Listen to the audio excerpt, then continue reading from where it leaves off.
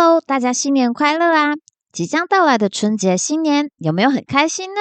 在欢庆过年的同时，大年初一2月10日正是弥勒菩萨的圣诞，全世界靠谱的预言书上都有提到过，在我们这个时代将出现一位救世圣人，也可以称作救世主，来引导着我们走向光明的未来。根据佛陀的预言，在末法时代，未来佛弥勒佛将会降生人间，普度众生。而在圣经以赛亚书中提到的弥赛亚，其中预言说到，在末节来临之时，人类的最后时刻，救世主弥赛亚将到人间拯救众生。那西方跟东方这两者有什么关联呢？今天就来跟大家聊聊弥勒菩萨。在故事开始前，再请大家多多支持，帮我点赞跟订阅哦。不过话说回来，我们所知道的是弥勒菩萨将继释迦牟尼佛之后成佛的。事实上，弥勒菩萨却是比释迦牟尼佛还早42劫学佛修行。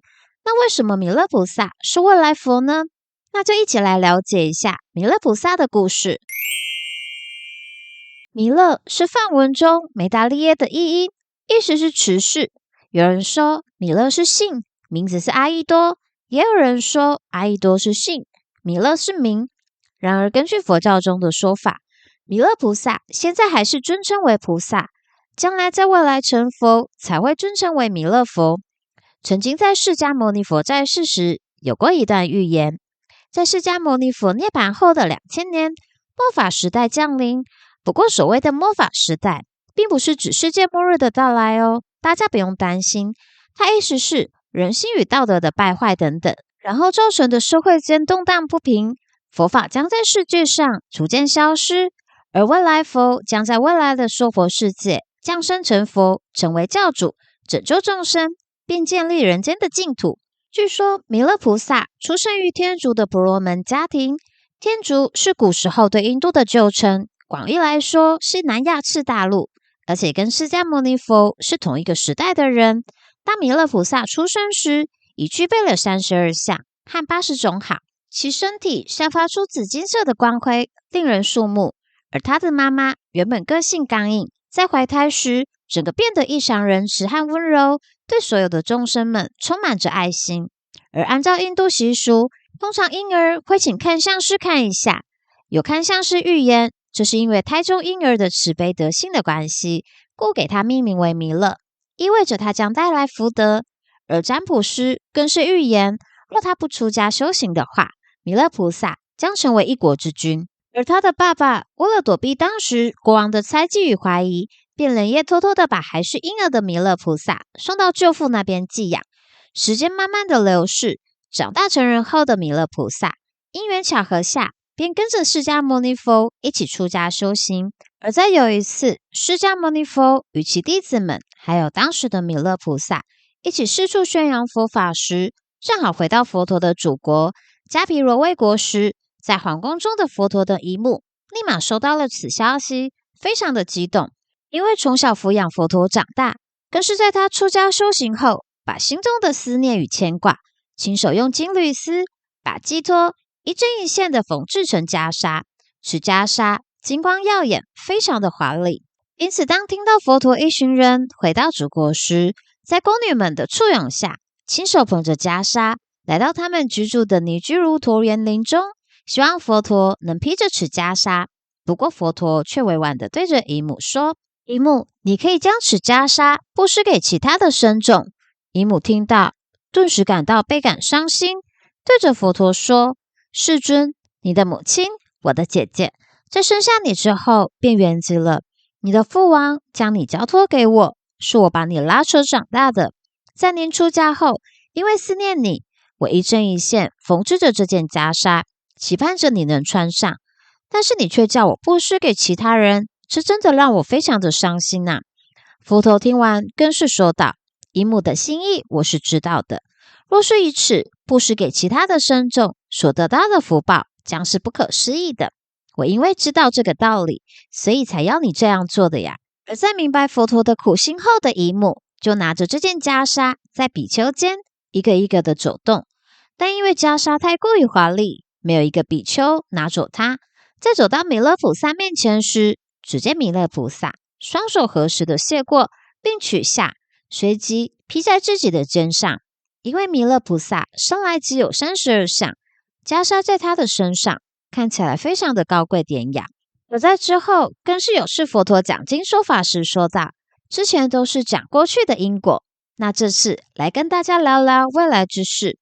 我今天向大众宣布，弥勒菩萨必当成佛，证得无上正等正觉之佛道，而且此人于12年后将比我先入涅槃，命中即往生多帅天内院，在那里教化有缘者。12年转瞬而逝，弥勒菩萨果真如佛陀所言，比佛陀更早入涅槃，并上升多帅天去了。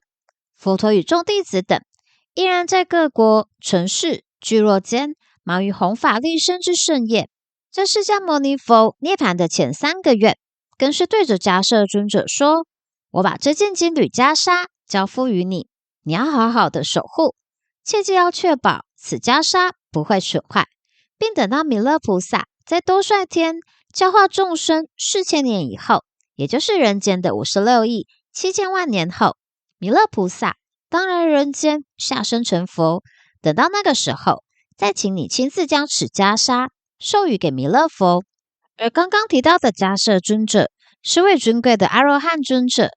更是18罗汉之一的降龙罗汉，被佛陀指示永驻世间。关于阿罗汉尊者，有兴趣的朋友可以去看我之前的影片哦，连结我会放在右上角跟片尾哦。那我们就继续说到关于弥勒菩萨，更是有传说说到布袋和尚就是弥勒菩萨的化身。传说在中国5代后梁时期，有一位来自浙江奉化的和尚，因其独特的行为和外观被大家记忆犹新。这位和尚身材矮矮胖胖的，但是脸上总是挂着笑容，还常以竹枝挑着一个大布袋，四处行走在街上化缘，因此被百姓称为布袋和尚。他的真名无人知晓，仅仅自称弃此。布袋和尚以一种极具象征意义的方式度过其一生，不仅因为他的慈悲和乐观的性格而受到尊敬，还因为在他身上发生了一系列的神奇事件。再有一次，他躺在雪地上睡觉，起身时身上竟然一片雪都没有沾到。此外，他走访的商家，无论他化缘什么物品，该物品随后都会迅速售完。尤其布袋和尚还能预示吉凶，极其准确。更有趣的是，百姓们把通过观察布袋和尚的日常行为当作以现代来说非官方的天气预报依据。举例来说，他如果穿着湿草鞋匆匆忙忙的走路，那么雨天即将到来。如果看到他穿着高脚木屐在桥上睡觉，这意味着干旱即将来临。而他生命的最后一刻发生在奉化的玉林市，布袋和尚坐在一块大石头上，口中念着关于弥勒真身的诗句：弥勒真弥勒，化身千百亿，时时是时人，时人不治世。随后便安详的在大石头上作化涅槃。这一刻，人们才意识到，原来这位常开口笑的和尚，实际上是弥勒菩萨的化身。因此，更是在宋朝时期，玉林市根据布袋和尚的形象，雕造了弥勒菩萨的雕像。此后，这一形象成为了佛教中普遍崇敬的弥勒菩萨形象，象征着慈悲、乐观和包容。那接下来，我们就来说到前面说到的救世主东方与西方的关联。弥勒的梵文音译是梅达利耶，而西方犹太教与基督教的救世主弥赛亚是从希伯来文翻过来的。你们可以听听看 Google 翻译的发音。首先是弥勒的梵文 Maitreya， 再来是希伯来文的弥赛亚的发音 Mashiach。 你们有没有发现他们两个读音听起来非常的雷同，虽然不能说完全的相似。据已故的著名国学大师季羡林大师和其徒弟钱文忠教授的重要贡献里，发现了佛教与基督教之间的联系，那就是未来佛弥勒佛与救世主弥赛亚是同一个人。有些学者更是经过多方的考证，